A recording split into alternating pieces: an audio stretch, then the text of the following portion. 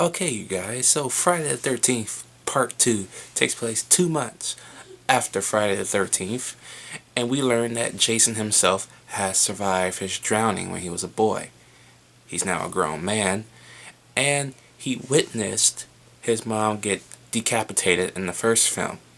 So he goes to get revenge on all those who had to do with his drowning, his mom's death, and of course the final girl who chopped his mom's head off in the beginning of the first film. Okay?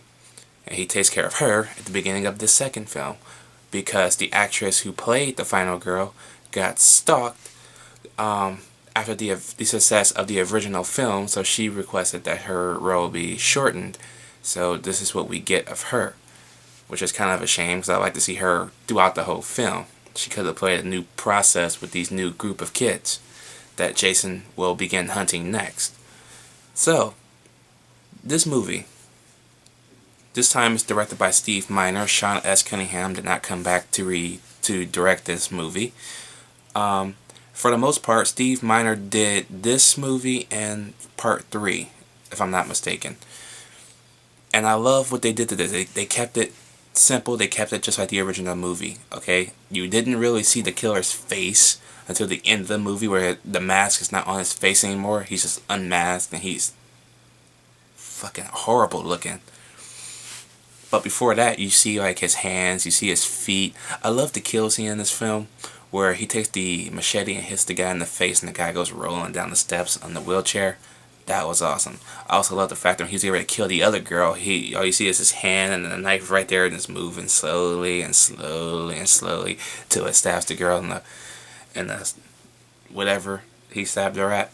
That was cool. I like those type of movements. And you see, mainly you see his feet most of the time, just like his mom did. But when it's revealed that he has a sack on his face, yeah, I know that's kind of a spin on a different horror film that just got released on Blu-ray earlier this year by, I think, Scream Factory. I'm not sure the name of the movie. The name of the movie escapes me at the moment, but that's loosely what that sack on his face was based off. So yeah, if you know it, drop it down below, because I want to watch that too sometime. But yeah, I loved everything about this film. It was eerily similar to the first film. I mean, the acting is not terrible, not yet. Okay, later incarnations, hell yes. But I would say the first 4 films were actually treated properly. They were actually treated good. So you won't hear me talk shit about any of the first 4 films. Maybe a couple of the other films, but I know I'm going to get hate with a later installment that everybody seems to hate. But I actually love that installment more than I do the original 4 movies. But we'll get to that. So in the meantime, Friday the 13th Part 2 gets a B+ again. Great sequel, even though it's only a year apart. But in movie terms, it's only 2 months after.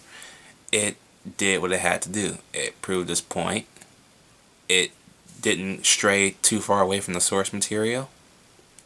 And of course, it only sets up the next film, which will probably be my second favorite film of the franchise, which would be Part 3. So, yeah. The iconic thing is coming. So yes. Did I already say that? Drop your comments down below. Let me know what you guys think about Friday the 13th Part 2. Did you like it? Did you hate it? So yes, I am out.